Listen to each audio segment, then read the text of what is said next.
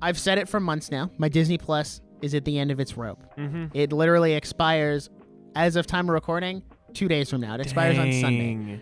So by the time this episode's out, I will no longer have access to Disney Plus unless I just steal it from Jackson, which is probably what's going to end up happening anyway. Yeah, his chains are broken. He is free. Yeah, I am free. What's that image people put on Twitter of the guy with the chains? The chains and the broken chains. He's like, I canceled my Disney Plus. I'm free. So in that, I knew it was coming. So I decided, you know what? I have that one coworker who will not get out of my ear about how good Loki season 2 is. And I was like, okay, only 6 episodes. I'll watch it. So I watched it. I didn't go in expecting much. I had heard a couple people talk about it on Twitter and a couple people my coworker who were like, oh, it's really good. So I was like, okay, well, I guess it's going to be good. So I watched the first episode. Oh my gosh, it is... I forgot that Marvel could be good. With everything that's come out recently, I was like, oh, Marvel is just automatically bad. Except for Guardians 3. And Loki was just good. It was really well shot, really well directed. The cinematography was insane. The writing was actually somewhat consistent, which is nice. And the vibes were there. So episode 1, and I'm going to stay pretty spoiler free because Jackson hasn't seen it and I don't want to spoil it for him. But episode 1 picks up right where season 1 left off. And there's kind of an initial problem that they have to solve, which they solve in that episode. And then they set up the next thing. And then you go to the next episode and it's kind of just this quest to get to the end. And by the time you get to the end, you're like, wow, we've come full circle. Right. From not just from where Loki, the show started, but from where Loki, the character started. Interesting. This is very much a finale for his character. Interesting. And if you've seen the ending, you know why I say that. And it feels like he is done, which I know Tom Hiddleston was like, I'm never going to say no to playing Loki because I've done that twice. Or not no. I'm never going to say this is the last time I play Loki. I've said that twice and now we're here. Right. So do you think he's at a point where he's like, I don't know. It's hard to say. And I can't say too much without spoiling it because the ending is such a big shift. Yeah. And it is such a big change. Yeah. And I really like what they did because there are some shots, it's so hard to talk about. I'll just say, it's not really a spoiler, but there's this whole thing with the branch timelines and what it's like. And they talk about this temporal loom.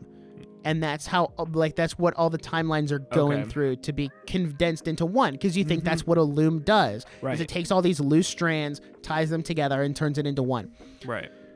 So that's the main focus, is fixing the temporal loom. Because now that Kang's not in control, as per the end of season 1, it's kind of going crazy.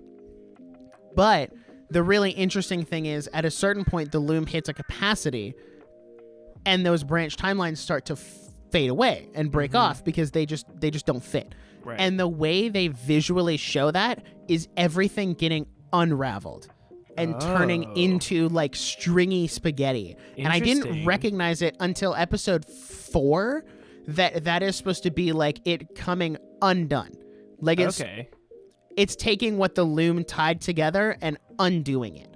And it's so really, there are some really creative shots utilizing that idea and that concept, and it's just so cool. Also, I think it's episode 3, which is 1883 or something. It's when they go to Chicago, and that, oh my gosh, might be my favorite episode of season 2. Okay. Because they go back and the vibes of the 1800s are there. And the music was really good, and it was writing wise, it was a really good episode. So overall, there's also some big reveals that I think you're gonna watch it and be so whoa. I might watch it over break. I don't know. I feel like everyone that has watched it says it's really good, but no one is watching it. There's only right. It's such a weird.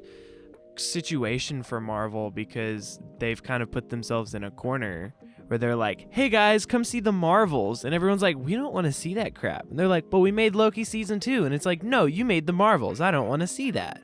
But like Loki is good. Right. Like they've reached a point, and Disney as a whole is kind of in this spot where it's this project, or let me phrase it this way. Your expectation of our projects is that it's going to be bad. So the one time we put out something that's really good, you don't go see it. So they just assume that it was bad. Like Haunted Mansion. Right. Haunted Mansion was the one like good movie Actually Disney's really put out in a good. while, but nobody went and saw it because the expectation is, oh, I'm going to get this ideology. I'm going to get this preach from Disney. It's just going to be a woke fest. Like, and they've really tarnished that reputation, which makes it hard when they do put out the good stuff. And Marvel, I think we're very close, if not already at superhero fatigue, superhero burnout. Yeah.